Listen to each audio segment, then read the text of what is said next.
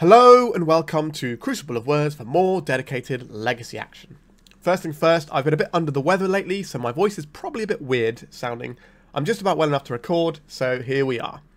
It's midweek meta deck time, so we are playing Stanley Franks' Eldrazi deck that won the Nottingham Legacy Monthly. So, we've played some Eldrazi on the channel. This seems like a more refined version of where we started out, and it does exactly what you'd expect. It smashes pretty hard. So we have a few copies of It the Heralds the End. This just gives us something early to play. We're not messing around with anything like Endless One or Eldrazi Mimic. We've got Wastescape Battlemage. So this can be a 2-drop if we just need a 2-drop, but we can then kick this to blow up artifacts or enchantments, or we can bounce creatures, and this is a cast trigger, so even if they counter the spell, we still get the effect, which is pretty tasty. And we've got Fleshraker, which is just essential in these Eldrazi deck. It just gives you so much more reach and allows you to chain a bunch of spells together. And on the topic of chaining spells together, drawing some cards off a Nulldrifter is a good way to find more spells, and 7 mana is pretty easy to cast in a deck like this. We've then also got the Linebreaker, which just hits so hard, so quick. Thought-Knot Seer is a little bit of disruption, as well as just being a big beefy body, the best of the Eldrazi from the first time around. And then we've got some Sowing Mycospawn, which has been an incredibly impressive card to me every time I've seen it, either on my side of the battlefield or against me.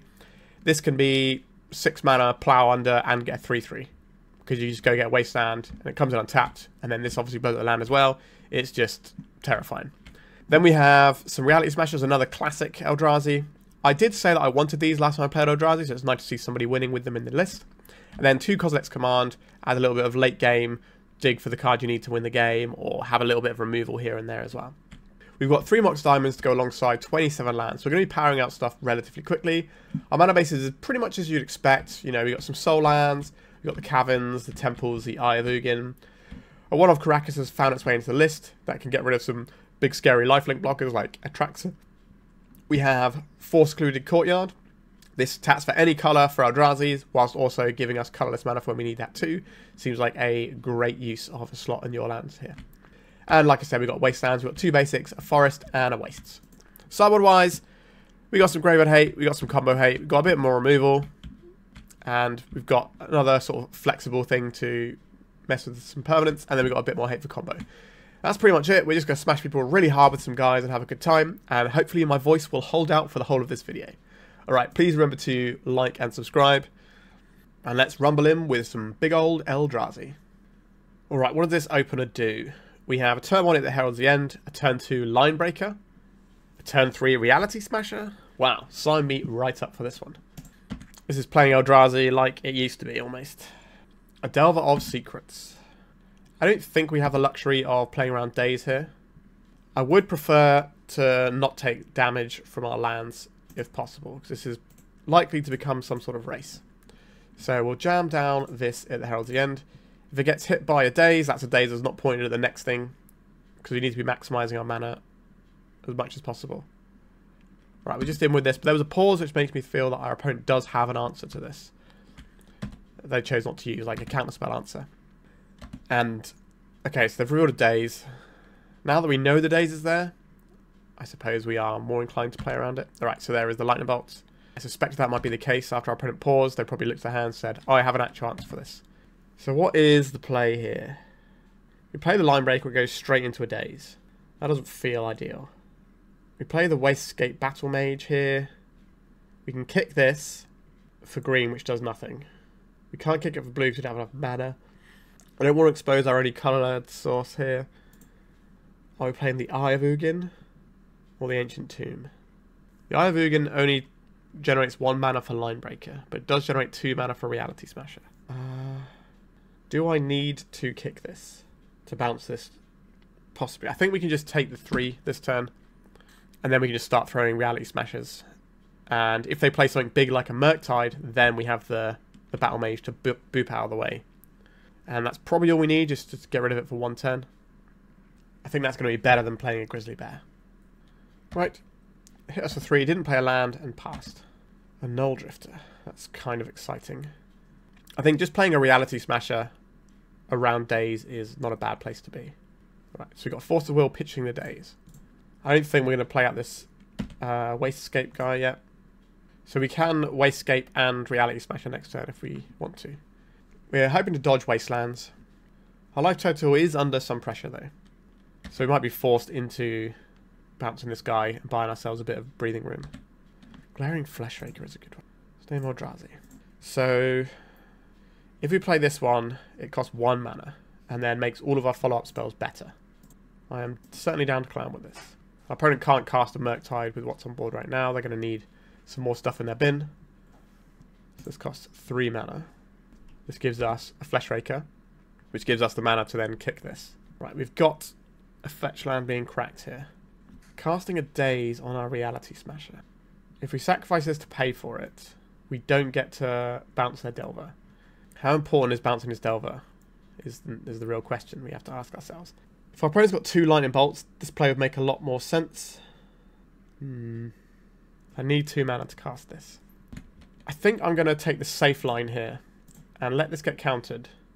And then we can bounce their Delver here. This has lined them up for a bit of Murktide action, which is something I'm a little bit scared about. But that Daze, when we still have more mana available, that suggests to me... Alright, our opponent has another Daze. Okay. Sure. I was going to say that suggests to me that our opponent has a way of just burning us down next turn. But it actually meant that our opponent had a Daze. A second Daze. But that's still fine. We can just play a Nulldrifter. So now it's going to be the Murktide, yeah. So this is going to kill us in 1 hit. So we need to play a blocker that doesn't die to it. But we can't do that. So we're going to have to just chump block with this. I think we pay using our Eldrazi Spawn. This way it gives us options to play this Linebreaker as well. Love drawing free cards there. So we've got a land. This costs 1 mana.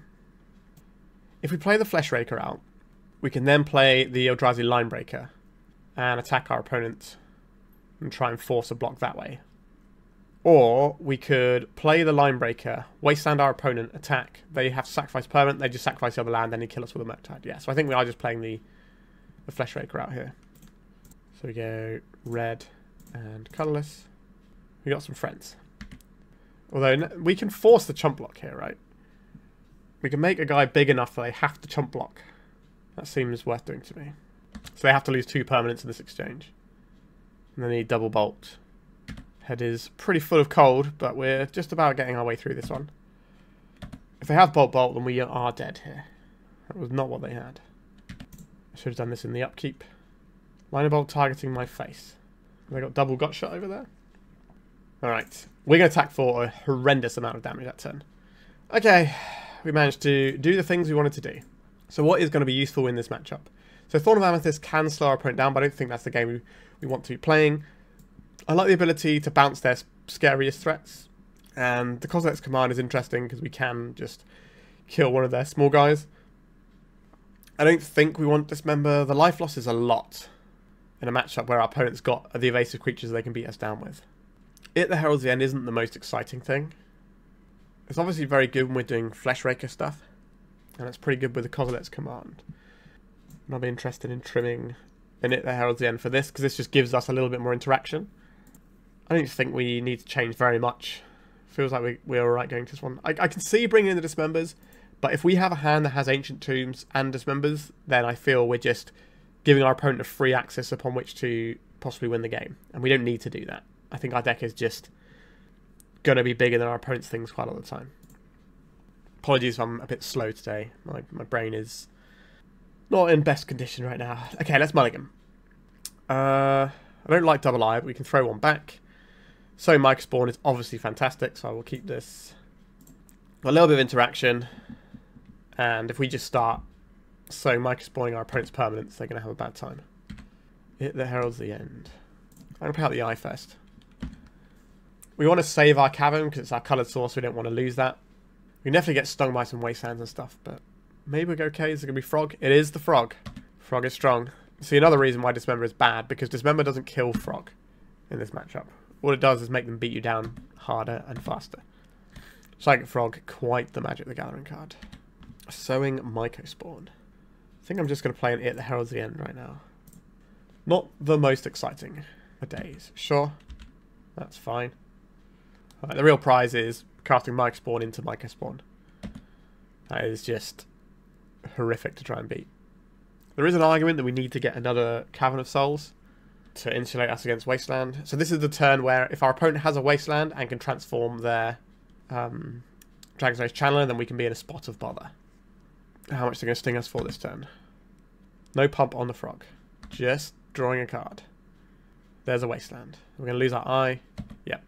That is the turn we need to dodge Wasteland. And we did not. So that is awkward. An Eldrazi Temple. Does that change anything here? If we play out the Temple, we can cast a 2/2 around days. That's completely rubbish, to be honest. I think we're better off using this to bounce something. So I think we're just going to play out the Eldrazi Temple and hope to dodge the Wasteland for another turn. And then we can just Mycospawn our way out of this one. There's the Underground Sea that they bounced earlier. Still no flip on the old channel. Obviously it doesn't flip like Delver does, but you know what I mean. Alright. Our opponent's just drawing some free cards. Busted blue card, probably better than busted colourless cards, as a general rule. Oh, this is interesting. Cavern of Souls here, name Eldrazi. So we cast 1, 2, 3, 4. We can't cast it with Kicker. We could take them down to no lands this turn if we play this Mox Diamond out. Let's see if they'll let us resolve a Mox Diamond. Because then we can Mycospawn, get another Wasteland, and just hit both their lands here.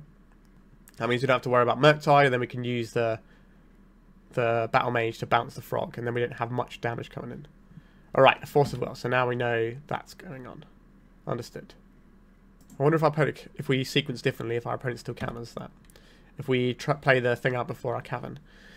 So, if we get an Eye here, doesn't really achieve anything. I think we might need another Cavern. Makes it way easier to double spell next turn. Alright, I'm glad our opponent hasn't been growing their frog.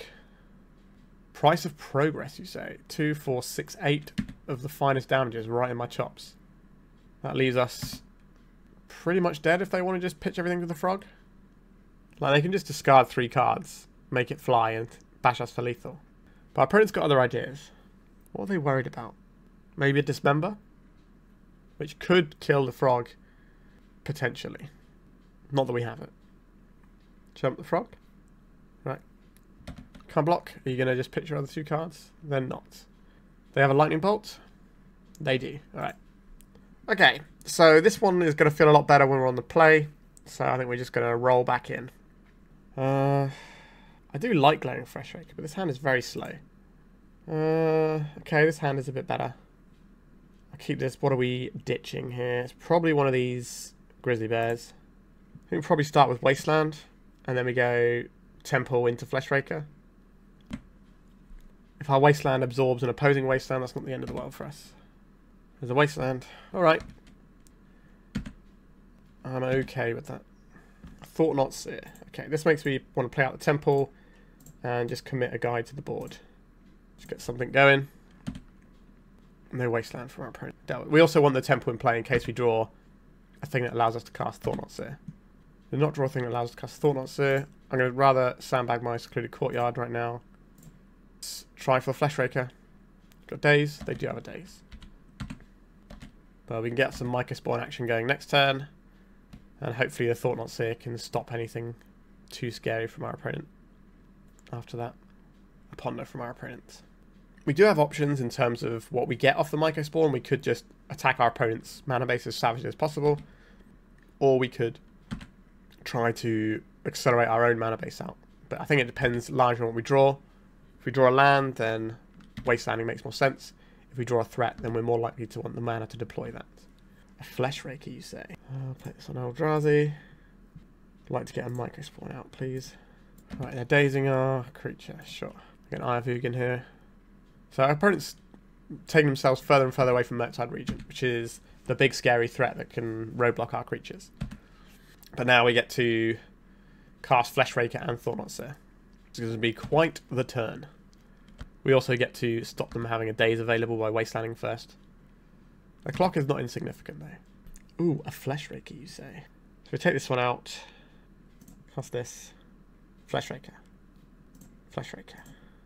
So this gives us a spawn that allows us to Thought-Knot Seer our opponent as well. 2 Lightning Bolts and a Ponder. I don't really want to get Lightning Bolted here. I think that's what we're going to be taking. So we are in a pretty strong position right now. This has to attack, and then all of our creatures just get to swing back. If we find any creature, we can go pretty wild next turn. They probably have to just lightning bolt our Fleshraker, because it represents so much potential damage. There's a Flooded Strand. Every life point matters when you're facing down a Fleshraker as well. So we've got 2, 4, 6. Yeah, so they're attacking with both. That is very bold. It's going to put us to 8. But then they are very dead on the crackback. If we attack with everything here, they can lightning bolt one of these, trade with this, and only take 6. But if we find any colourless creature to cast, or any colourless spell in fact, we can just kill our opponent.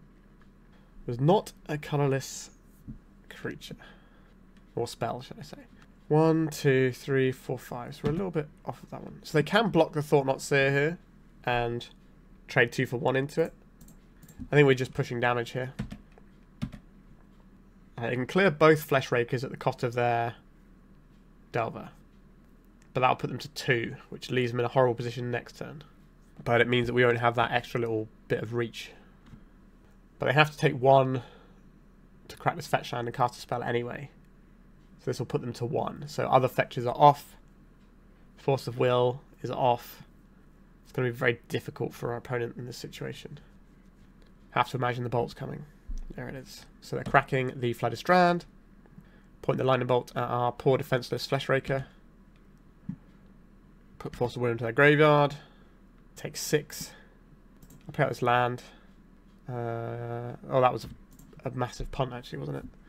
If our opponent has Price of Progress, 2, 4, 6, 8, 9, 10, 11, we definitely shouldn't have played that land out. Okay, we can't get hit by Price of Progress because they cast Ponder. But that was definitely a thing we had to be worried about. Right, we got the match. We did make one little mistake at the end there that could have been costly. Our opponent would have had to have a land they draw on that turn as well as the Price of Progress the turn after, but we could have played around that and it was unnecessary. I'm going to blame it on my head full of cold. Let's go to round 2. Turn 1 Guy, turn 2 Thought-Knot Seer against what is likely to be a sneak and show deck. And that's fine. Like, hand disruption is one of our best tools in this sort of matchup. Here comes our friend with the many arms. What are we going to see here? Brainstorm in response. Sure. So you can play Eye of Ugin next turn to play our Thought-Knot Seer, or we can wait a turn and try and Cavern of Souls. Ideally, drawing a Mox Diamond would be where we want to be. So we can pitch our redundant Eye, and then play the Cavern, and you just play the uncounterable Thought-Knot Seer. That would be the best draw. Our opponent might cycle along and reveal in their upkeep. Nocturne Survival, putting the Brainstorm on top. Right, maybe our opponent's on something a bit spicier today. Show and tell. And we're going to put our Thought-Knot Seer in. And hopefully we can snatch the thing they're trying to Omniscience into play. Alright, so they have the Brainstorm to protect against this. Our opponent is very good at playing this deck. I think they're the trophy leader at the moment as well. So they're going to hide the Emrakul on top. Or whatever they're going to try and win with. If they've got a Cunning Wish, I doubt it. These lists tend not to run Cunning Wish. Force of Will, Sneak Attack, Show and Tell. I guess we take the Force of Will. I don't feel great about this. A Karakas. That's not unhelpful. Well, it's not particularly helpful either, is it? Now I think about it. Bash for a bunch. If we play this out and they have an Emrakul, then they just play it, take an extra turn, and then what are we doing? Okay, it's an Attracts that they had. Not really one I want to bounce either, but we can bounce it in the combat step. The One Ring, you say, that's quite a good one, isn't it? So they can draw a bunch of cards here and try and find the Emrakul. Sneak Attack, sure, just put all this stuff into play, why not? Right, another Attractor. Has this got the Emrakul? The Emrakul has us beat, so there's the Emrakul. Yeah, so they can play the Emrakul, get an extra turn, so they bounce it. So at some point we have to bounce it or we lose all of our opponents and then we just lose. This feels like the sort of matchup that is going to be incredibly good for our opponent. Back in the day when Eldrazi was a deck first time around with like Eldrazi Mimics and stuff, Show and Tell was such a bad matchup that people were innovating with Confusion in the Ranks, which is an enchantment that basically makes permanents enter under opponent's control. So you put it in and you get whatever they put in. It was wild. That was the sort of stuff people had to do back then. Okay, so Thorn of Amethyst is probably reasonable here. Just to slow our opponent's roll a little bit. Kozilek's Command is unlikely to be doing very much for us here. Battlemage. This does blow up one of the key permanents that our opponent has in terms of sneak attack. So what are we boarding out to include that? We want to have our stuff that lets us go fast. Glaring Fleshraker also lets us snowball quite nicely. It the heralds the end allows us to make some early pressure, which then makes our later pressure a bit better. Is it the Nulldrifter? That could be a little bit slow. Let's try and trim one of those. This matchup's going to be horrible. Used to be the worst matchup once upon a time. We got a Thought-Knot Seer. That's like one of the key cards for the matchup. So, do I, because I have two of these, just play one out? I think the answer to that is yes. Just get a Grizzly Bear going. So the problem with Thought-Knot Seer is our opponent has counter magic like Daze, like Force of Will. So we might be inclined to wait a turn and use the Cavern to do it. But our opponent has things like Makes of the Moon, which they could play next turn, which would just shut down our whole deck. So we probably are forced into just snapping off this Thought-Knot Seer right now. And hopefully we get a 2-for-1 out of it. But maybe they just daze it and we feel real sad. Alright, we're just in with the Thought-Knot Seer. Atraxa, Ponder, Brainstorm, yikes. So they left the card on top with the Ponder. They have an Ancient Tombs, they can just do their thing. I don't think it's going to help us to just take one of the Atraxas. I think we need to just take something like a Brainstorm and hope that we can deny our opponent what they're looking for. It is tough out there for a poor little Eldrazi player. There's an Ancient Tomb. They did have a Show and Tell. Well, we're going to put in this Karakas, and they're going to put in the Atraxa. What do they find? A whole bunch of things. But this Karakas will do some work. We just need to do enough damage to our opponent before they get to do anything. Okay, so we've got Emrakul, Omniscience, City of Traitors, Meltdown, and Braid. In the end step, we'll bounce this. That means we have to discard more cards. What are we looking for here? Something that does an awful lot of damage. So they got rid of a Meltdown and a Ponder. City of Traitors. You don't do any damage, do you? This could bounce a creature if we need to. But we're never going to be in a situation where this is going to be useful. Because if our opponent Show and Tells, they're going to put Omniscience in. And then this does nothing. Because this is only if it's kicked. If they have a sneak attack, then they put the creature in at instant speed anyway, and we don't get to do anything. And they've already got the other land, so they're not going to open themselves up. So I think we have to attack here. So this is 6. I think we just cast. We're already below the Emrakul threshold for damage.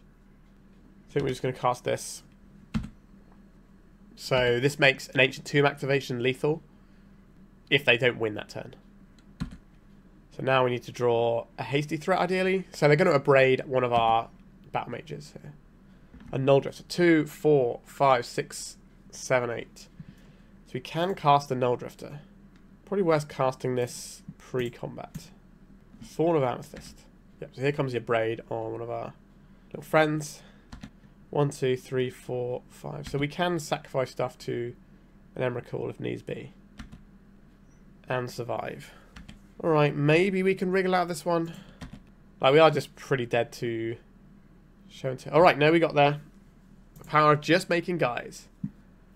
I don't really want to do anything differently. I think we just have to go back in and hope for the best. It's a tricky matchup, but we do get to punch very hard, very quick. So if our opponent's got a hand that needs to cantrip to find it, then we've got a shot. This is an awkward looking hand. If we can draw a land, then we can do some stuff. But we have no 1-drop. We have no... well, we have a 2-drop, but it's just these things. We do have the Thought-Knot Seer. Like, this is one of the better cards in the matchup. We're on the draw, so we get 2 looks at another land. We've got, what, 26 lands in our deck? It's a toughie. Alright, I'm going to believe in the deck and keep this one. This is a tricky matchup, so we need to high roll a little bit. Thundering Falls, okay. Eldrazi Temple would be a really nice draw. I could certainly live with drawing an Eldrazi Temple right now. Alright, they just surveilled off an Emrakul and shuffled it back in. Sowing Mycospawn. That isn't what we were looking for. We play out the Eye this turn in case we draw the Temple next turn. Can't cast these because the Eldrazi Temple reduces generic mana, not the specific colour cost, or colourless cost. They're just going to go for it here. Show and tell. If they put in an Omniscience, I would rather play this Thought-Knot Seer. If they put in... What do I need them to put in here? We could put in the Nulldrifter, but that's bad into any of their creatures anyway. I think it's just the Thought-Knot Seer. Yep. Sneak attack, the One Ring. So you're saying there's a chance. Yep, they're going to play both these sneak attacks out. Or they might even play one out. A Sowing Mycospawn. That's not the one we really needed, was it? We needed a land here. So what we can do here is we could evoke a Nulldrifter. We could play an It the Heralds End, which gives us slightly more power. We can't kick this because we still need the colourless. I think it's a case of It the Heralds End being our best play here. This allows us to bash for 5. Puts our opponent to a 2-turn clock. If I can do maths. Yep, I can do maths. Good. So we're trying to dodge our opponent having a creature here. Oh, they just drew the Emrakul off the top. GG's opponent. Yeah, this matchup's horrible because they're trying to go just so much bigger than us. And that's fair enough. Alright, we are 1-1. Let's go to round 3. Alright. What is our hand for this round? We don't have any soul lands, which is kind of annoying. So this is turn 2, we can play a Linebreaker. Turn 3, we can play a Mycospawn if we draw a land. I think we could probably do better than this, because this hand is collapsed by a single Wasteland. This one has different problems. I think we get rid of the expensive card that we can't cast here. Once Upon a Time from our opponent. Is this Cloud Post? Is this Cradle Control? That's my initial sort of initial idea when I see it. Once Upon a Time. Could be something like a Maverick deck as well. White of the Reliquary. Okay, so we're on the slightly fairer incremental advantage type plan. An Ignoble Hierarch. Sure. This feels like Cradle Control. So Wastelands are in our future potentially. But our spells will be resolving, which is nice. We could play a Fleshraker out now at the cost of our green source. If our opponent Zeniths for Collect Roof, though, I'm going to feel pretty awkward. So I think I'm just going to play the Herald's End right now. And then next turn we can play the Fleshraker. And if we draw a land, we can then play the Mycospawn as well. Or instead of the Fleshraker. And then we don't have to worry about Wastelands or Collect Roof from that point onwards, because we'll be getting the extra land off of our Mycospawn. And maybe we'll find a nice land that we can mess our opponents up with. An Elvish Reclaimer. That can do some real work. Alright, so the Cradle, giving them White of the Reliquary. So they can find all the lands they want, is what you're telling me.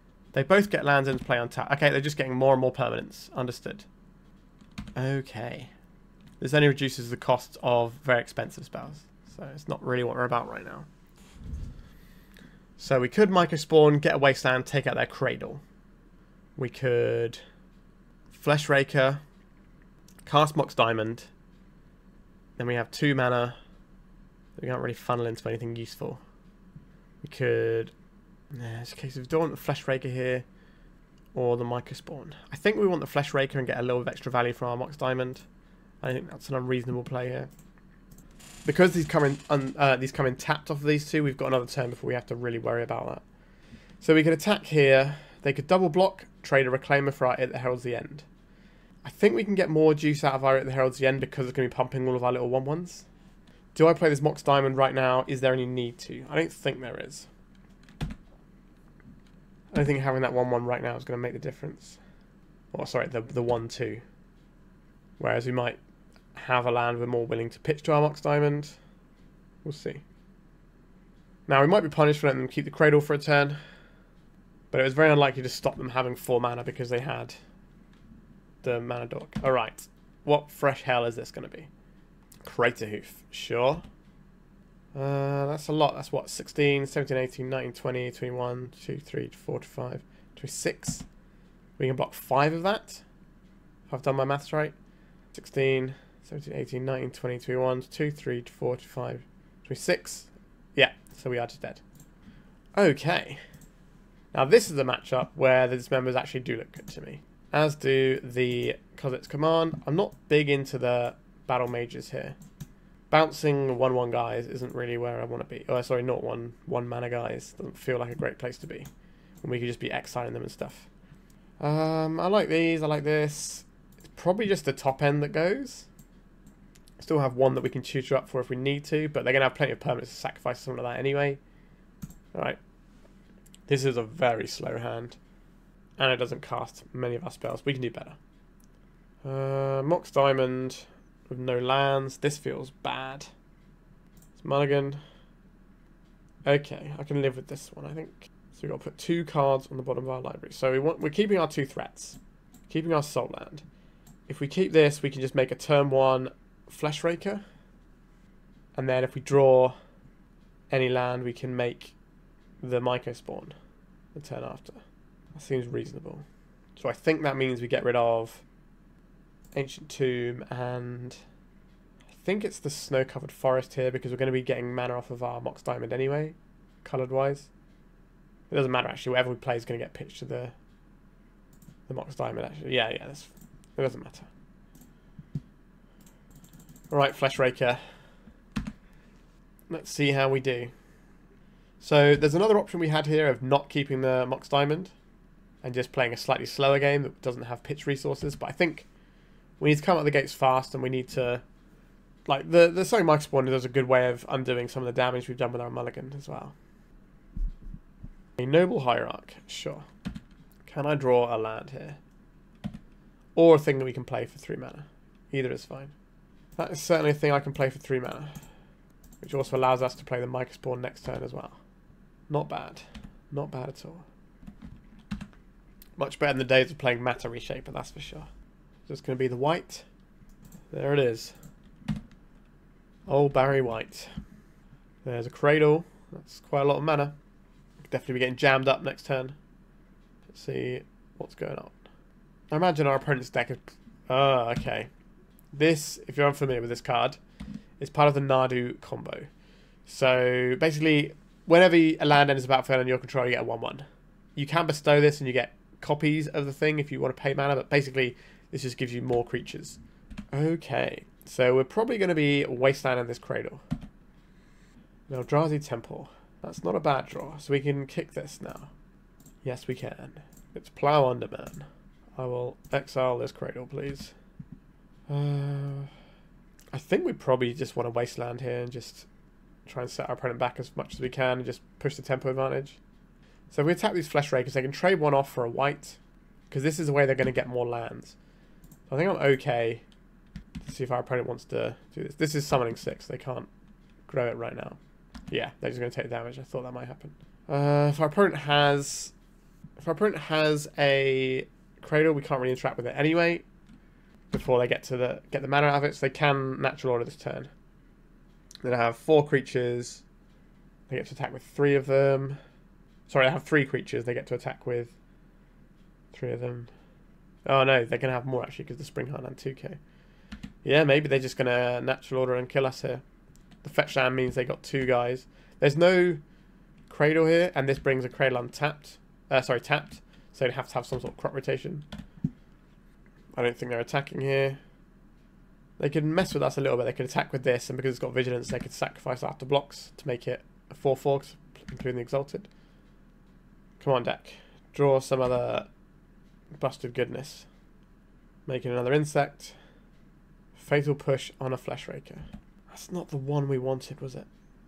So now attacking becomes a little bit more challenging, because they can block, sack, and just get a thing. They could... Yeah, this is a tough one. We definitely don't attack with the Fleshraker this turn, because this can be a 3/3. If we attack with the 3/3 of our own, they can just block and sack. Or they could try and kill it.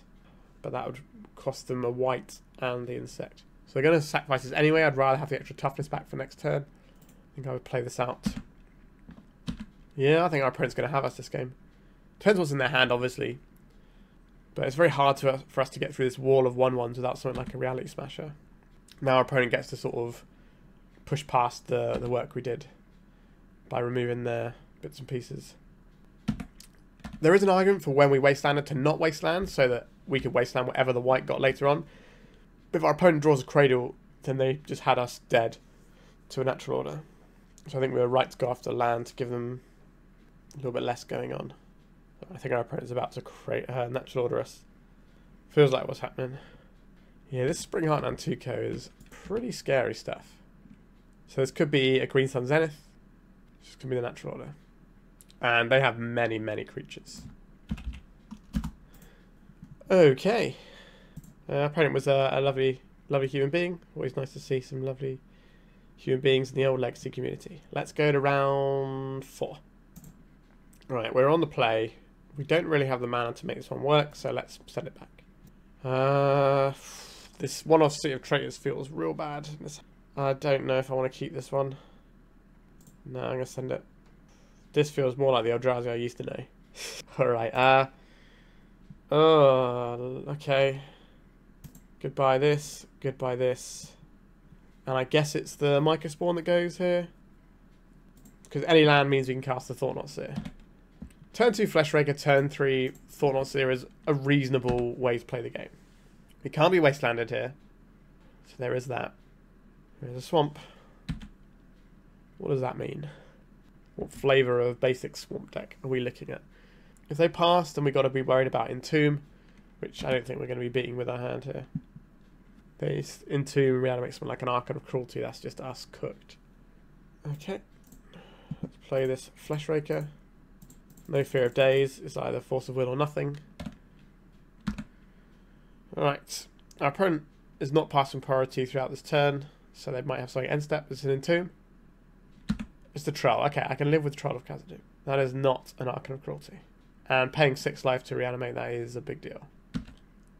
They could animate dead it and just have a 5/5, and that's still bigger than our creatures. So reanimate. You can play that Underground Sea of theirs. No, they're going to play a Wasteland and take us off of Ancient Tomb. Okay. Awkward. It is what it is. I think we are preserving our coloured source. So play this out, pass a turn, and hope that next turn is good for us. But Daze is going to be live once our opponent plays this Underground Sea, and that's going to stop us from being able to cast the Thought-Knot Seer, potentially. Obviously, they have to have the Daze. But if you know anything about blue-black reanimator decks, they always have it. Another Wasteland. Alright, that's another thing. Yikes. Okay. Does our opponent want to start attacking? I will take it. Not happy about it, but there we are. City of Traitors. That's not where we're at here, is it? I think we get Name Eldrazi with this. Next turn we can try and Thought-Knot Seer. Get 2 in. Opponent's got us on a 2-turn clock. The Glaring Fleshraker allows us to make enough guys so we can actually block this troll, but it's not looking great for us. So the Dismember is good against the troll, but it's bad against a lot of the other things our opponent's deck does. Like making a massive creature or a frog that just outgrows it. And there's the Archon of Cruelty. If that gets reanimated, then we press the scoop button. There's an island. I'm going to attack first and then do it. Psychic Frog. Sure. So this can be bigger than any of our creatures. So we have one play available to us, which is make this guy, have 3 blockers, block and kill the troll, and then die to the frog when they go all in on it. Doesn't seem like a great play. They should just pump all these cards into the frog right now. Okay, they've got a force. Yep, that's us dead here. Yep, absolutely dismantled. But we did have to mulligan a fair bit. So, we struggle against the reanimator side of our opponent's deck. So this is one where we want the Leylines, because they just play like a big guy. It's just better than what we're doing. I like the Kozilek's commands here. I'm not big into the Battlemage. We can bounce an annoying frog or a troll, so it's not the worst. I don't really want the Nulldrifters, because if our opponent reanimates them, that's bad news for us. Maybe we do want a Battlescape. Maybe that means we're also trimming on like the Smashers, because again we don't want our opponent to reanimate them. Horrible place to be. Please let's try to find one more cut. I like the Kozilek's command because it can just exile a frog and not have to worry about it. We'll just trim one of these at the heralds at the end. So you could board in things like the Dismembers. Like I said, it can kill the troll, but it doesn't always kill the frog at all. Sometimes kill some of their sideboard cards like Douthie, but I doubt they're necessarily looking for that as one of the things to go to here. Unless they're just going to board completely out of their graveyard shenanigans. But yeah, Dismember does not feel great right now. A removal spell that doesn't reliably kill Psychic Frog. It's a very sad place to be. Well, this is just a bunch of lands, so I think we can send that one back. At least we found out where the lands were in the previous game. Okay, this I can work with. We have options of playing out the Battlemage. So we're definitely keeping all of our lands. I'm just trying to work out what we keep here. It's probably the card that we definitely can't cast right now. Even though that is one of the best cards in the deck. So now we have to decide, are we just going to play out this Battlemage, or are we going to hold up this to like bounce a troll that gets reanimated? We don't have the coloured mana for it now anyway. I think I'm just going to make a guy. If we start pressuring our opponent's life total, it makes the actual card reanimate worse anyway. This means if we have to hold up Kozilek's command to deal with some graveyard shenanigans, because one of the modes on this is exile cards from graveyards, then, you know, at least we're applying pressure. If we have nothing and we're holding up Kozilek's command, then what are we doing, right? So this feels like an Entomb situation over there. So if we want to play around days, we need to have the Ancient Tomb in play to do that best. Because the Eye of Ugin means that for 2 mana we can cast X as 0. But if they play the days, we don't have any mana to pay. So we do need to play the Ancient Tomb here. So we can at least challenge a Entomb line from our opponent. It is awkward if our opponent doesn't have it here, but why would they just pass in their sort of cantrippy deck?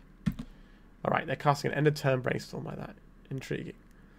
Like, we can still fire off a Kozilek's command if we want to, but the Fleshraker with Kozilek's command is like the nicest of combos. I'd ideally like to draw... Okay, we've got a Grief coming our way. Sure. Everyone's favourite Magic the Gathering card. So we could exile this Grief right now and force them to take the Fleshraker. I think that's probably worth doing here. Exile some cards from graveyards. I'll draw an additional card. Do this for X equals 1 so that we can play around the days. So if our opponent stacked these triggers the other way around, we wouldn't be able to do that. But maybe that was a bait from our opponent because they're going to just do an Entomb Reanimate line instead. Certainly a possibility. Goodbye, Eldrazi Temple. Okay. So we play this Eye of Ugin. We can play Fleshraker around days. And the only reason to stop playing around days when we've been playing around it so far. Do I want this Battlemage? I don't think I do. I think it's better off to bounce something scary that our opponent puts into play. The hope is they're just going to cycle a troll and reanimate it. That would be the best outcome. Okay, I don't think we can beat any Entomb lines our opponent has. An Atraxa. That's a particularly scary one. But they all are scary at the end of the day. That's what our opponent's deck does. This deck is, in the challenge metagame, I think it was like over 50%. It was definitely over 50% of the top 32. I think it's over 50% of the entire meta now. And Wizards really needs to do a emergency ban on this deck. Such is the life we lead. We're going to reanimate on this Atraxa. We're not. Okay, we get to live to fight another day. Another Glaring Fleshraker. I don't mind if I do. Give me that spawn. So our opponent might have an animate dead, so they need to wait an extra turn for their Atraxa. Which does mean I think we're supposed to hold on to this Battlescape Mage. Battlescape Mage? Wastescape Battlemage even. We don't have the mana for this to kick it yet. But it can be an out to the scary things our opponent does. Realistically though, can we beat them if they draw a bunch of cards with Atraxa? That is another question. We could just jam the Battlemage, have additional... Alright, the Force of Will pitching Force of Will. I was going to say, they could just jam the Battlemage and have an additional bit of damage going on. It puts our opponent to 10. So Reanimate becomes a little bit sketchy for them. Oh no, we got a Fatal Push here, I think. Which will have to be targeting our Battlemage. They don't have Revolt. There it is. So now is our clock sufficient enough? Opponent's got 1 card in hand. This is quite a big decision. Do we want to try and attack our opponent for more damage next turn? This is a 6-turn clock versus a 3-turn clock. But our opponent has an Atraxa in the graveyard. Are we just dead to Atraxa anyway? Possibly. Alright. We could prevent ourselves some damage. I think I want to keep the spawn token. If we find it heralds the end, that'll probably be okay. Alright, so let's just make a friend. Play around days. Get some more pings down. Kozilek's command could be potentially lethal next turn, if we can find one. This feels like an animate dead. Will we be realistically able to beat what comes out of it anyway? I don't know. An Entomb reanimate. Okay, we're probably not beating that either. So animate dead, Doughty Voidwalker, go for the throat, a whole bunch of good stuff here. So Brazen Borrower, reanimate, Undersea Sewers, go for the throat, animate dead.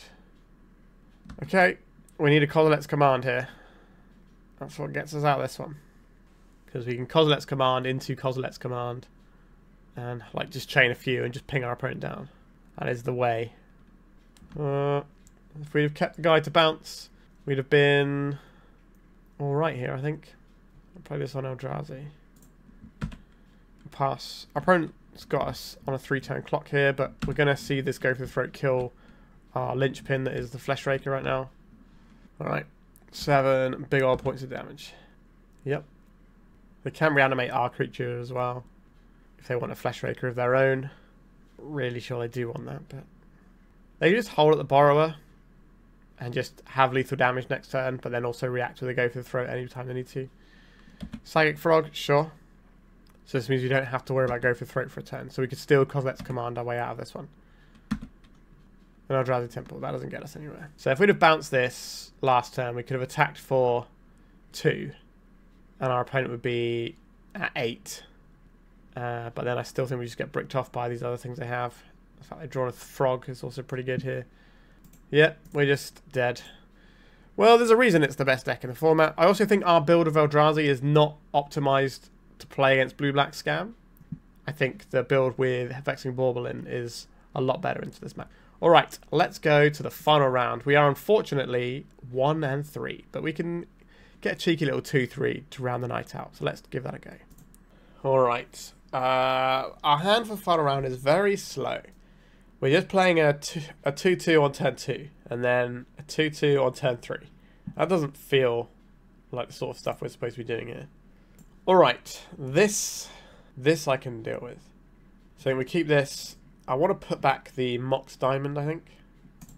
And then we're just going to jam a monster, Kozilek's Command, jam some more monsters. The good stuff. This way, if we get Wasteland, we at least have a threat that we can be poking at our opponent with. No Wasteland. Love to see that. A Green Sun Zenith. Okay, so I think we might be on the Nadu combo deck, which is not a Cephalid Breakfast list. It's like a Bristly Bill type shenanigans, which means I think we're supposed to be firing off this Thought-Knot Seer. Court of Calling, Elvish Visionary, Nadu. Obviously Nadu is the problem here. We've got 2 Nomads in course, we can't really deal with that. They only have 1 white source. Alright, we'll just take the Nadu. Court of Calling is interesting. I thought they'd just be on Green Sun Zeniths. There is the Visionary. I think Bosch and Roll had a video out earlier in this week, I think, playing this sort of general ballpark of a deck. So they're not running the breakfast combo. They're just using Nomads and Core because it's better than Shuko and things for the purposes of what they're trying to do with the Nadu and stuff. Sowing Mycospawn that we can't do anything with. We can fire off a Kozilek's Command here. I think I'm going to attack first. So we could use a Kozilek's Command to just get 2 surprise blockers if our opponent wants to attack and just get some little bits in. But this turn, so they can play the Nomads, then chord 1, 2, 3, 4, 5. So if they draw a land, if our opponent draws a land, they get to get Nadu and pretty much win the game. If we Kozilek's Command now, we can take out one of the creatures and mean that they can't chord next turn. Alright, I think we have to do that. So we're going to exile and we're going to try and draw an additional card. Or do we want to make some spawns? I think if we make spawn, that's just more damage actually, isn't it? Because we can pump them twice next turn. We'll get rid of one of the green guys because they're better for the purposes of chord, or do we just get rid of the Nomads? Because maybe we can then get another Kozilek's Command next turn and take out the other Nomads if they play it. They do have enough green stuff for the chord, so it's probably not relevant. Okay, I think we take this out. This is going to make us 4 power once we play the second here at the Heralds at the end. So we'll be attacking for like 3 plus 6 plus another 4. So what's that? 13. So we're going to force some blocks on our opponent's side of things. Now if they have land and Nadu here, then we just lose anyway. Like 4 creatures is enough to go off fully with the Nadu deck. Bristly Bill. Yep. He's a fine man. Little plant druid. So what this does is this gives them more triggers to target their creatures. So when you're doing Nadu stuff, you flip lands off the top of your deck, then you get more triggers. You flip spells, and you get to cast spells. So it's kind of like win-win. Wirewood Symbiote. Okay, so this is more towards the elfy side of things. Return elf you control to its owner's hand, untap target creature. So again, this allows them to target things and then reset. So they can reset the Visionary and keep drawing cards with it.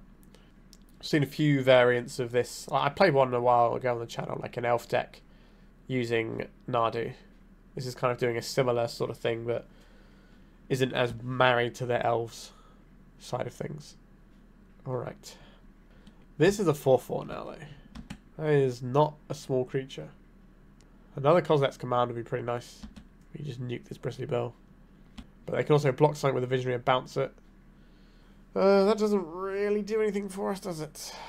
So we got 1, 2, 3, 4, 5, 6. We can't cast a Nulldrifter. Oh, well, we can cast a Nulldrifter actually, because it costs 1 less due to the Heralds the End. The issue I have, if I play Nulldrifter, our opponent plays Cord, gets Nadu, and then just wins the game. If we play at the Heralds the End, we attack with this. We don't have any good plays. That's the problem here. There are no good plays available to us. We have to maybe hope our opponent whiffs, but that's just so unlikely. I guess maybe we can draw something good here with the draw trigger. Guess we can play out another Lord. Also play out the Battlescape, the Battlemage as well. There's so much power here. It's just not good enough. So we send the Thought-Knot Seer in. I don't think we can afford to send anything else in. This is going to get the Elvish Visionary block and bounce. No, they're just going to take the 6. Intriguing. I don't think it matters. They're just going to combo us off. Right, they're going to have, what, 6 creatures? So they're going to draw 12 cards. And then they can reset and draw more cards.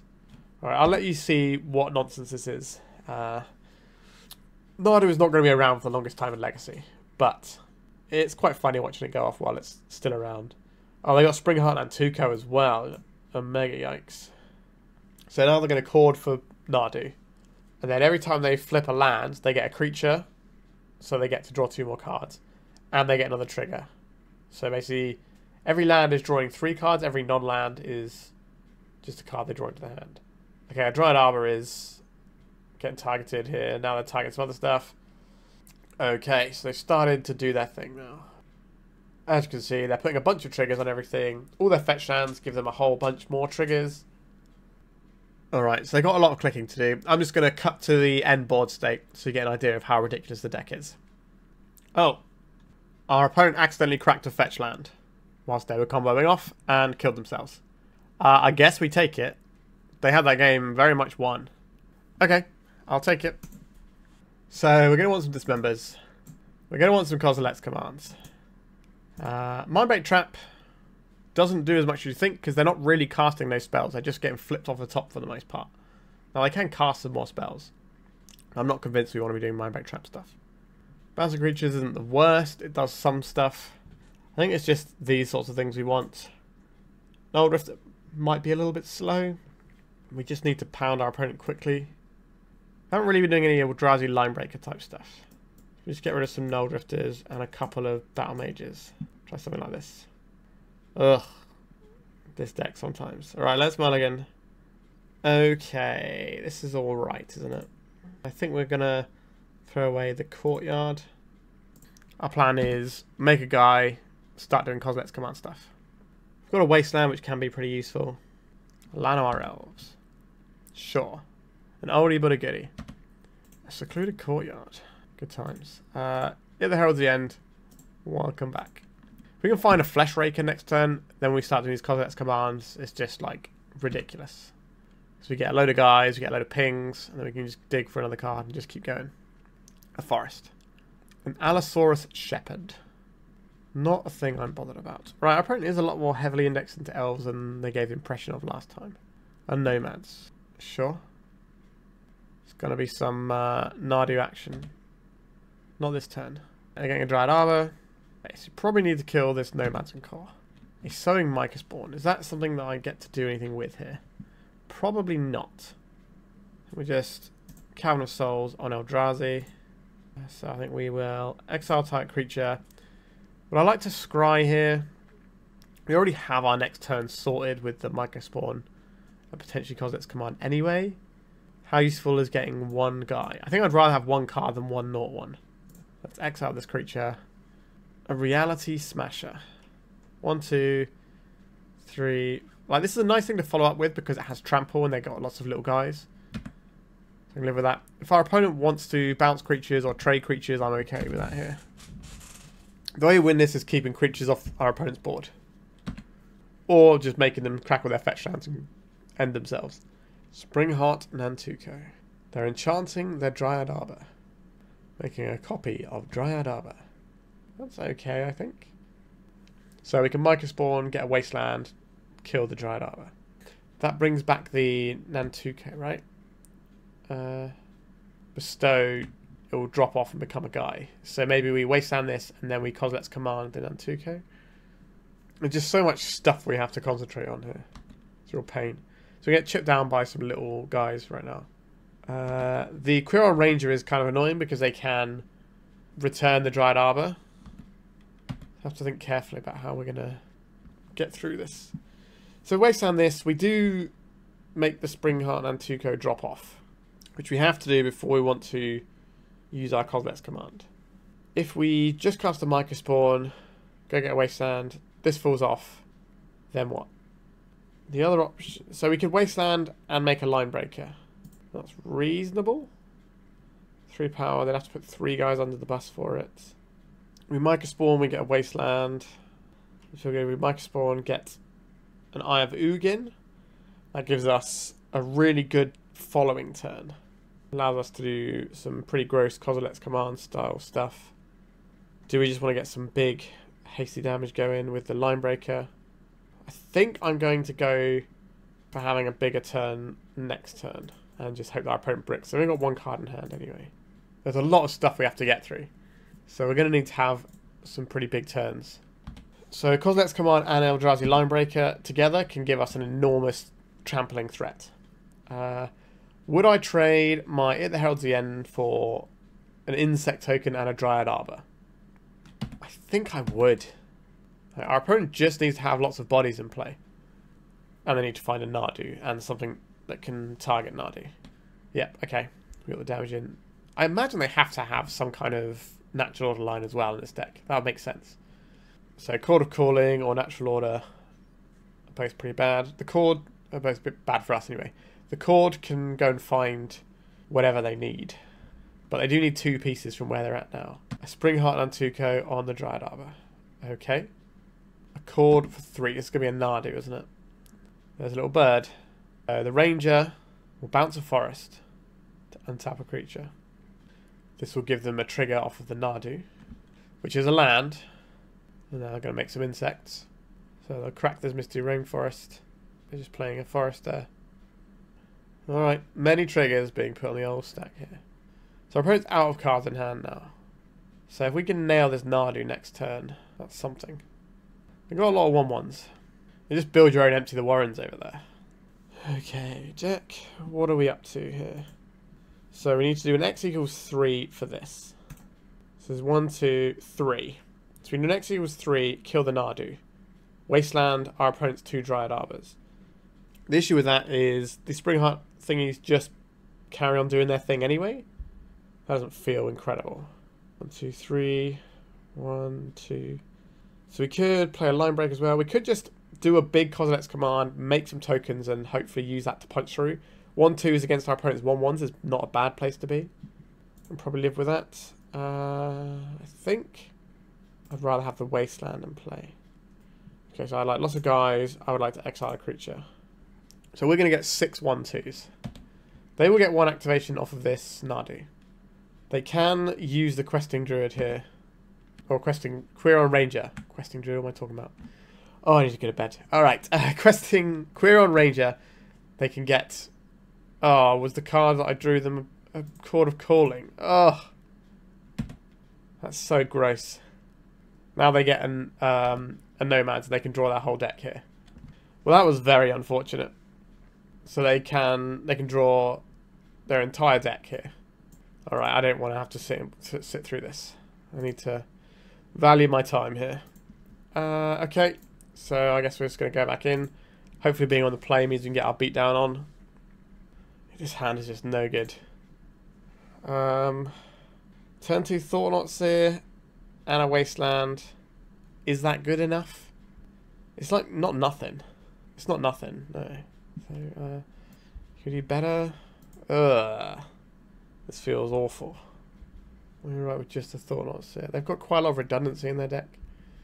But what does a 5-card hand that's better than this look like? Right, we can get rid of a Mox Diamond. Not feeling great. So we hold the Mox Diamond in hand in case we have a Fleshraker. We want to do Fleshraker things. Because this is a colourless spell for the purposes of Fleshraker. Oh, I think my voice is going a little bit as well. Just as well we're in the final round. A Ranger, sure. Okay, so we play out this Mox Diamond. We can bin off one of our caverns. We're not going to need 2 of those. We can play out this Wasteland. Let's get our Thought-Knot Seer going. Let's try and remove a Nadu or a Cord from our opponent's hand. There's a Nadu. Springheart Nantuko is also pretty annoying, but we're just going to take this Nadu. Alright, over to your opponent. So next turn we can do a little Kozilek's command for 3. Right, there's a Shepherd. There's a Cradle. Here's going to be a Springheart Nantuko, I imagine. They're enchanting their Ranger. May as well. A Battle Maid. That is interesting, because we can blow this up. And we can bounce their other guy. Just set them back quite far. Eldrazi. So if we want to kick this with both, that's what? 5 mana? This is 1, 2, 3, 4, 5. So we'll destroy this enchantment. And we'll bounce this. Probably the Ranger. No, because the way I've stacked this now, if we bounce this, it will fizzle this, right? So we have to bounce the Shepherd. If we stacked them the other way, it would have been better.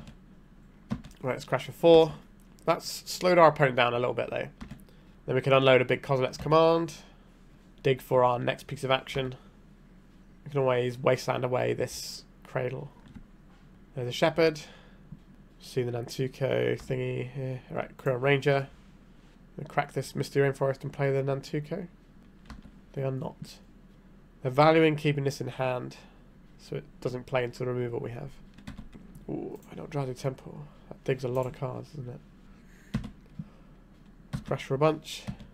Is this going to be a Dryad Arbor to block? So they can block and do the bounce trick. Let's get rid of this Cradle. Right, we just hold up this command. We can do it for 4. There's quite a lot of cards to dig. There's a Dryad Arbor. A Wirewood Symbiote. That makes it increasingly difficult to kill their things. We'll take 2. So we can't target any elves. We can't target any forests. So the only thing we can target is the Wirewood Symbiote. Which I think is a fine thing to target here. Alright, so we're going to scry. We're going to exile target creature. The other alternative is we scry and make a bunch of tokens. Is that better than taking out this? Actually, it might be. Let's try this. So this means things like Eldrazi Linebreaker are going to be way stronger for us. What do we want here? Glaring Fleshraker is fine. We could Eye of Ugin. We can start finding stuff with the Eye of Ugin. It's not ideal. We could get the Wasteland and just attack our opponent's mana, but that's not going to work with these Quirrell ranges. Right, I think it's a Fleshraker. No, do I want 2 Fleshrakers? What does that do for us? Because there's a lot of naught ones. I think that's acceptable. Maybe if we put the eye underneath it, that's better as well. Let's attack. So they can block with the Quirrell Ranger and they can block with the Dryad Arbor. And then bounce them both. Guess if we got the Eye of Ugin next turn, we could sacrifice all of our things and tutor for like another Fleshraker. Or yeah, we could have tutored for a Linebreaker, but we'd have lost all of our tokens to do that. So it'd only be +5, but that's still probably enough. Yeah, I think we should have left the Eye of Ugin on top. I did say I'm a little bit full of cold, so brain a little foggy. Drawing any Eldrazi creature here is pretty good though. Another Fleshraker. If we smash this one out now. It's going to get us some nice bonus juicy pings. Our opponent's going to have to start putting some stuff under the bus here. This comes in, puts our opponent to 2. These Fleshrakers do so much damage, don't they?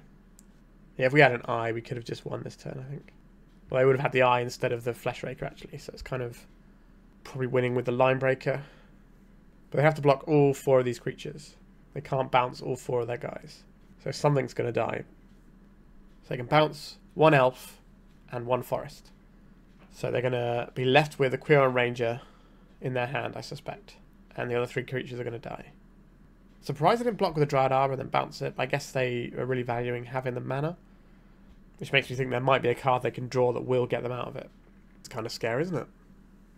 Quite a lot of creatures went under the bus. They have the mana to cast a Nadu here. Nadu on its own, not good enough though. Yeah, our opponent's having a bit of a laugh about the first round. The first game, sorry, where they misclicked a little bit. Thassa's Oracle. A Dismember. Send in the clowns. So we did get a little bit lucky in the end there to come away with the 2-3 because our opponent did misclick and eat their own life total with a fetch land. So that is something.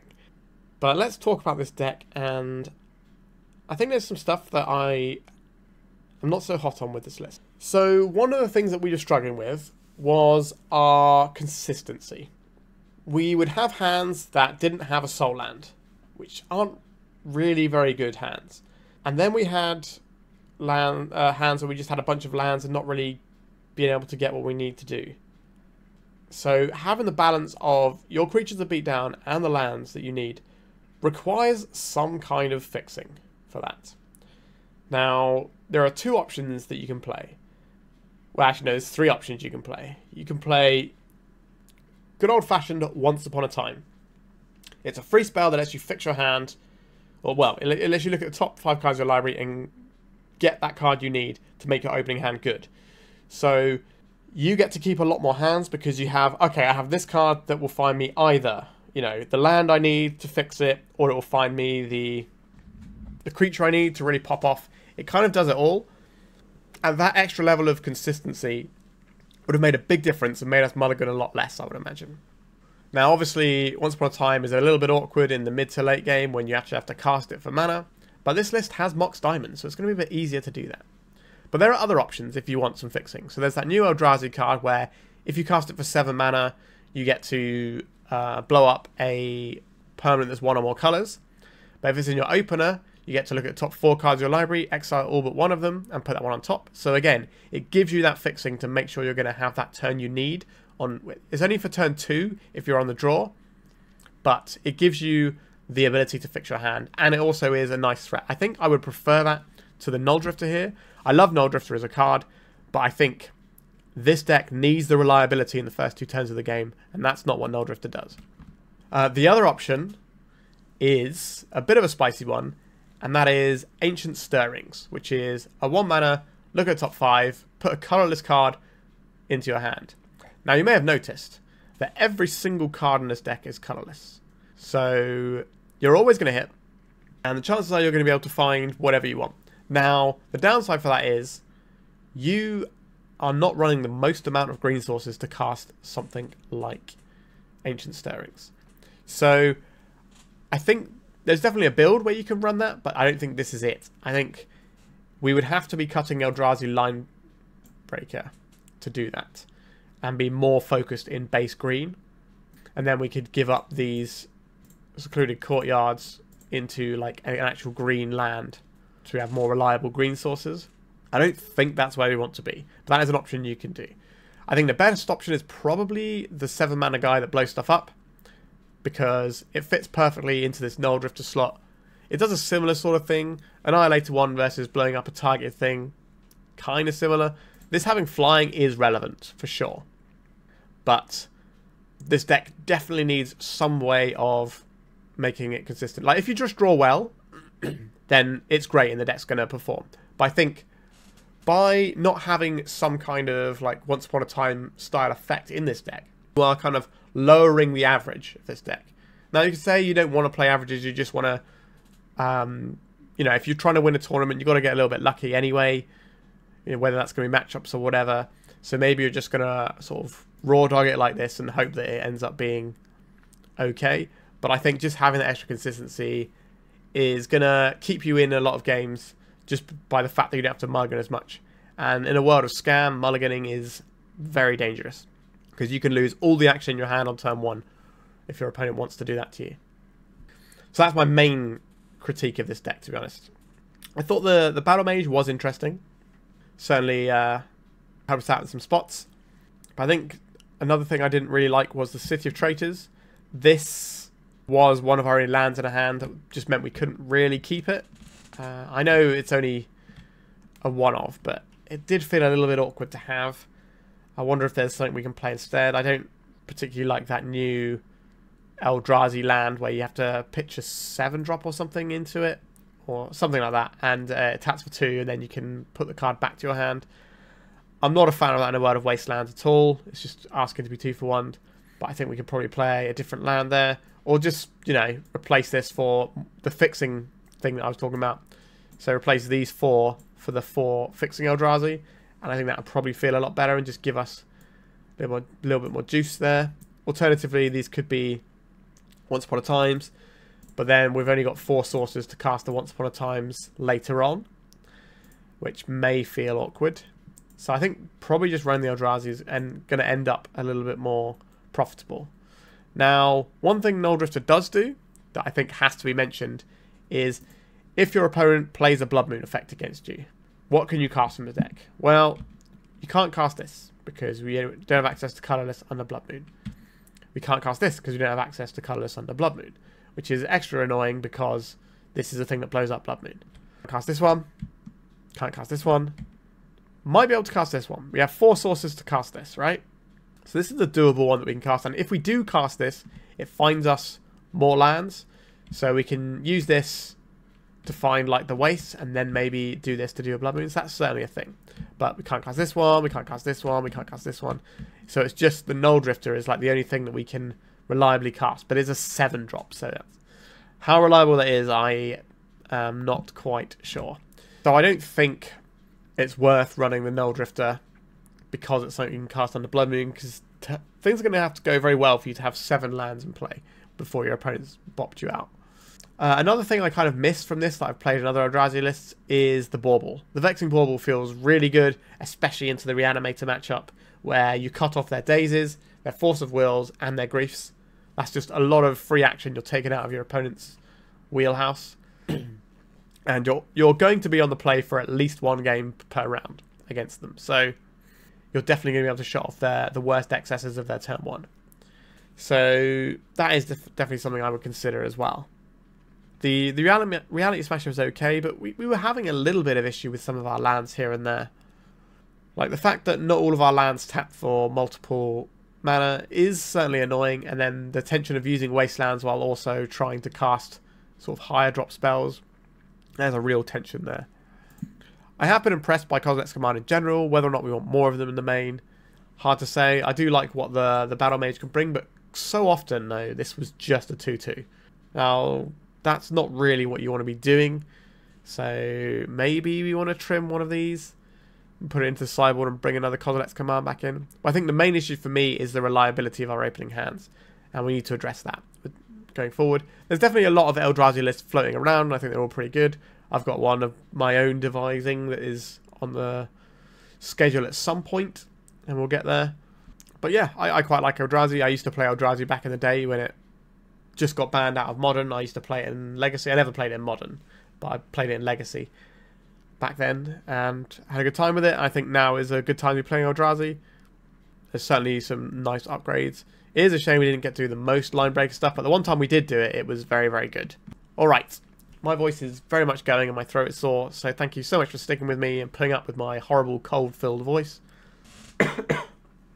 And thank you so much for watching my channel in general. It means a lot to me, not just for my own personal benefit, but also I love Legacy. You know, it's something that I'm very passionate about, and knowing that people are out there watching content and loving Legacy means the world to me too. Alright, thank you again, and goodbye. If you'd like to support me in the channel, please check out my Patreon. It has a free guide to budget turbo depths as well as 3 tiers of support. a low-cost one that enters you into my monthly raffle for a free donation deck on the channel, a mid-tier subscription that gives you access to my detailed turbo decks guide that is updated every month as well as regular articles, and lastly, the higher tier gives you all of the above as well as a monthly donation deck for my channel. If you're interested in supporting the channel this way, please check out the link in the description.